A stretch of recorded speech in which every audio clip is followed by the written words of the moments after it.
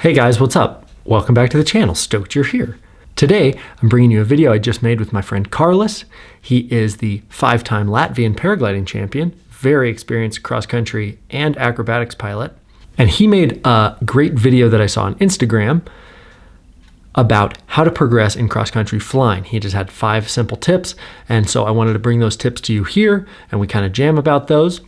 So we cover a bunch of different things about gear and about how to think about your first 100-kilometer flight, and this is a great video to help you get from where you are to your first 100K flight. Karlis and I both do online paragliding mentorship, so if you're looking for a mentor to dissect your flight decisions or any accidents you've had or your videos of ground handling or launching or landing or any of that stuff, we can both help you there, and you can find our links in the description below. If you like this video, please hit that subscribe button and consider becoming a patron on Patreon for as little as $5 a month. That really helps. Here's my talk with Karlis about how to progress in cross-country paragliding.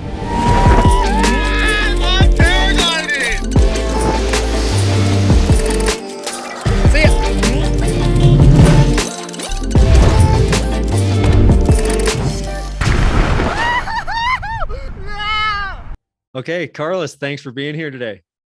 I'm happy to be here. Thanks for inviting me.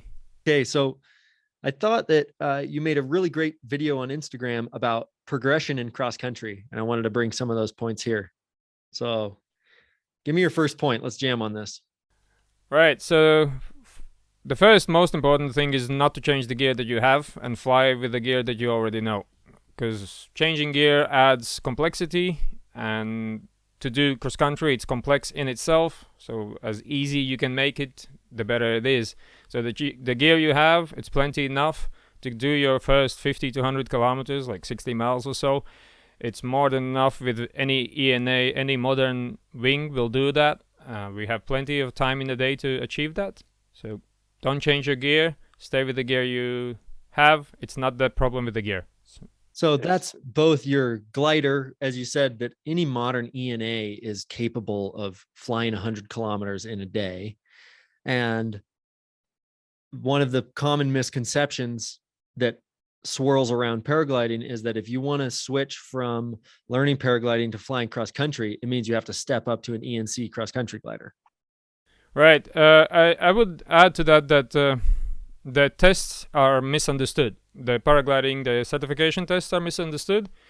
The test does not, all the EN certification, they don't test the wings for performance or feel in the air or how they act. The only thing they test is passive safety. Passive meaning you do absolutely nothing, something goes wrong, how quick it recovers. That's all they do. There's about 35 tests or so, top of my head. Don't quote me on that. But about that many tests, collapses and stalls and spins and all that, and all the test pilots do is release after they induce the asymmetric or so and wait for it to recover and follow the wing with it. That's it. And they test on specific harnesses in specific conditions, and that's it. So it doesn't tell you if the wing is good or bad for cross country. The tendency for the last years, I don't know, 5 to 10 years, that all the wings are made for performance. Everybody wants to go cross country, so all wings are made for that. Most ENA wings, I mean all that I know of, will do 100Ks in one day, no problem. I did it this last season with a Eco XS, which is, I was about 15 kilograms overweight on the thing, and I still did 100-kilometer flight. Like, it's not the gear. It's definitely not the gear. Important point, and I think that it lets people relax knowing that whatever gear they have is good enough, it's going to work, and they can focus on what they're doing and not what they're flying. I'm curious, and I'm sure you also recommend you can easily fly 100 kilometers on an open harness, right?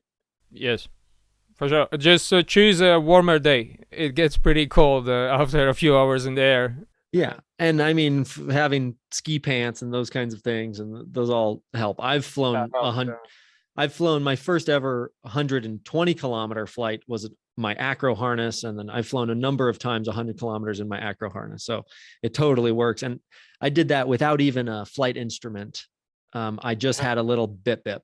So my first number of 100-kilometer flights I did without a phone and just a bip bip. So that's another piece of that's another piece of gear that is that. Well, plus all of us have a phone, and the iPhones and Androids has really nice apps these days that you can just have a full-on flight computer, so you don't need to invest in the new stuff. If you're comfortable with your phone, you can put it in the cockpit. And seated harnesses have cockpits. You can add a thing in front of you. It's possible. It's not needed, but it's possible to.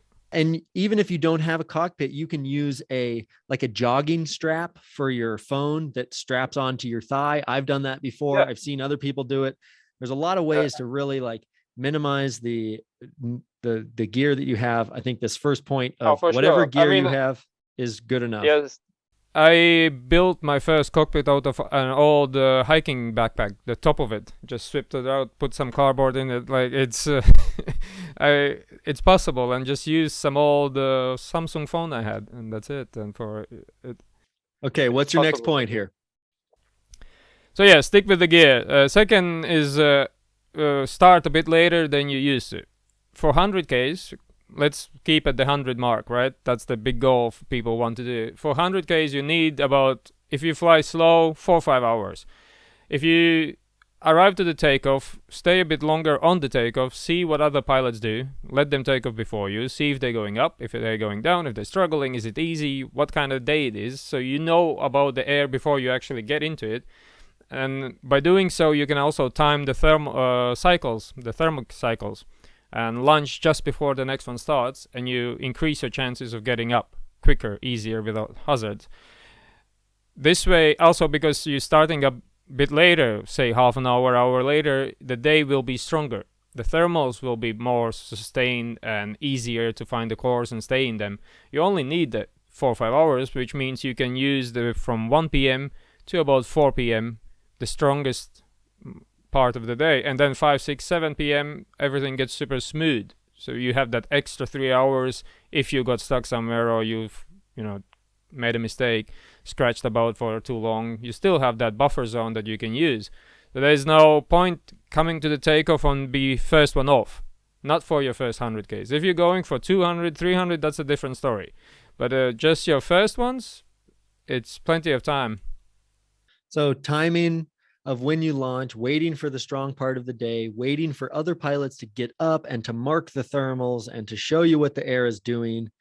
And also, another point that I heard you make in the video was that you want to choose the right day, not just the right time to launch, but the correct day.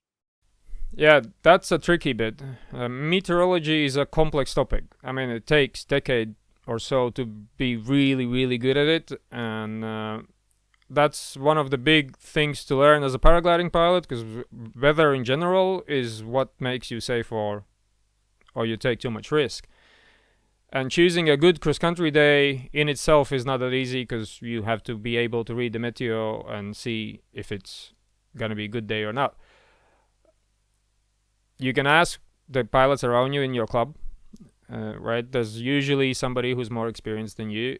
If you have the chance, hire somebody, a meteorologist, and if you have a week or two you're going on a holiday, hire somebody to check your weather for you, and they will tell you this or that day is better than this day. And you're going to save energy, because you're not going to be wasting time flying kind of stable day or windy day or not so nice for bigger flights. So you stay around, you just fly for an hour or two, land, and then next day you go for the big flight once you know that the day is good.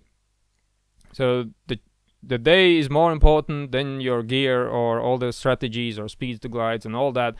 On a really, really good day, 100Ks it's a no-brainer, because the thermals are wide, the cloud bays are big, it's super easy. In a shitty day, nobody's gonna do nothing. We can't flap. No, yeah, exactly. It's this was something that it took me time to learn, because every other sport that I've ever tried, you can just put in effort. You just try harder, and you just try and you make it work, But in paragliding, it's just all about the atmosphere. And if the day doesn't work, then nobody can fly. And if the day It's really like works, surfing in a way, no? then everybody can fly. Yeah, I mean, surfing is the same. If there's no waves, there's no waves. Like, you can't do nothing about it. You can sit in the water all day long, but it's the same for us. We don't have. If the thermals are shitty little things and they don't go high, then it's gonna be very difficult. Then you need skill, and then you need performance to be able to do it. Yeah. So choosing the right day. And in general, I think that as people learn, I think they can just, if there's 20 pilots on launch and everybody's going up, you know that today might be your day. You know, like if it's working, it's working. And if it's not, it's not. It's a great point. What's the next one? Take your time was the next point. Yeah. So there's a lot of information online about how to fly fast to achieve your goals and all that. But again, for the 100-kilometer flight, you have plenty of time, as we spoke before, and you just need to take your time. Every thermal to the cloud base, short glides. If you get something on the way before you reach where you wanted to go, stop, climb back up again, top out, get to the base, and glide again. And repeat that process all the time. The slower you're going to fly, the farther you're going to go. And what is really counterintuitive is that the slower you fly, quite often you fly faster. Being up high to the next to the cloud base, you have a lot more advantages than being scratching down low. So if you're going to be pushing fast and leaving the thermals too soon, you're going to arrive to the next place lower, where the thermals are weaker, more shattered, it's harder to center them, it's harder to get up in the first place, and your climb rate will be slower. But if you keep being closer to the base, the climb rates will be better, the thermals will be wider, and you will end up flying faster. It's really took me a while, years, to come to this conclusion that it's actually better to go slow and get higher in the next thermal than keep pushing forward and keep scratching when you arrive in the next place too low. I think that's a great tip. And as people learn and progress in their flying, and they have much more experience, then they can start deciding when it's time to skip a thermal, when it's time to push more bar, when it's time to fly faster and faster. But in the beginning, if you go up, turn, fly slow, be patient, take your time. I think that's a great tip. What's the next one? Try to use less brakes on your glides. That's a sort of a simple thing to do. I'm not talking about a C control too much, or adjusting your speed bar, or adjusting your pitch with the speed bar and all that. That takes time and to master and to understand how it all works. But a simpler thing, the moment you leave the thermal, don't touch your brakes as much as you can. Of course, active piloting, be safe, don't go crazy on that, but try to the C. And with the C control now, with the modern wings, they have the connection with the B riser, which makes it a lot more direct. It's closer to a two-liner feeling, the more modern wings. Even B wings have that nowadays. Even though it doesn't really matter. I've done this on the 4-liner tandems using the D, and it still works. It's not that big of a deal. But you need to use less brakes in general in paragliding. You want to use as little inputs as possible. It's more about timing, right? So in thermals as well, you don't want to necessarily have a lot of brakes on. Depends on the situation. But so for glides, for sure, you don't want the brakes on. You want to have C control, and maybe a speed bar up to 30% to increase your glides. Modern wings glide better at speed than at trim level, or brakes on. That doesn't work at all. Like I mean, it's gonna fly forward, but you're gonna not be efficient through little bubbles and things like that. So hands up as much as possible. The progression that I've kind of told people in this exact thing is that if you're flying on speed bar and you're taking collapses, then you need to slow down and you need to use more brake, more rear riser. But as you start flying better and you're not taking collapses, you can use less and less brake, but you need the right amount of brake, the right inputs. And as you say, it's all about timing, because you need to be controlling the wing. You can't have the glider pitching and rolling and turning on you because of these little turbulences and these bubbles in the air. You need the right amount of input at the right time. And as you learn, you need to be using you need to be using enough brake that you're not taking collapses, that you're controlling the glider, keeping it going, keeping the pitch steady. But as you get better and better at that, you want to be using less and less input and better timing. Yeah, because I don't want to paint the picture that people should just put 30% speed bar and let go of the glider so that they fly efficiently. No, they need to be using the right amount at the right time. Yeah, well, it's active piloting. It's first and foremost, you want to keep the wing open, and then all the efficiencies after that, that's on top of that. And if you're gonna go and learn cross country and want to be efficient, once you leave a thermal, your hands should be on the C risers, like they should not touch brakes. Of course, it's a gradual progression. Don't just go. If you don't feel comfortable with the C's, go back to the brakes. It's all right. Remember, it's not about speed. We have time in the day to go the 100 Ks. So there's no need to use speed bar or the C's. It's once you're comfortable to letting your glider fly more, and you don't need the brakes as much, then you start adding speed bar. Then you start controlling the C's, and it's all gradual transitions. And another thing I can suggest to learn the C's is when you have your hike and fly, stop to bottoms, winter flying, try those C's. Try a little turn, try gentle little wing over type, not even wing overs, just swing left and right, tiny bit. See how much you can control. Try to induce pitch, stop pitch just with the C's. Have the brakes in your hands, but do that with C's. There's a lot a C riser control can do. I think these are all great tips. I think that this is a valuable series for people to fly their first 100K. Thanks so much. Yeah, my pleasure.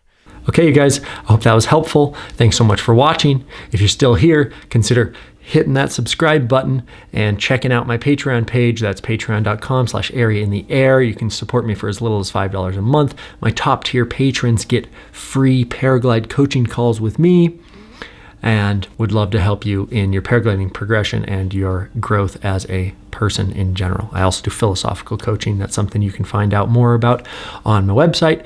And if you like the kind of shit that I'm making on YouTube, consider following me on Instagram and on my podcast, which is the Area in the Air podcast. Thanks so much for being here. We'll see you on the next episode.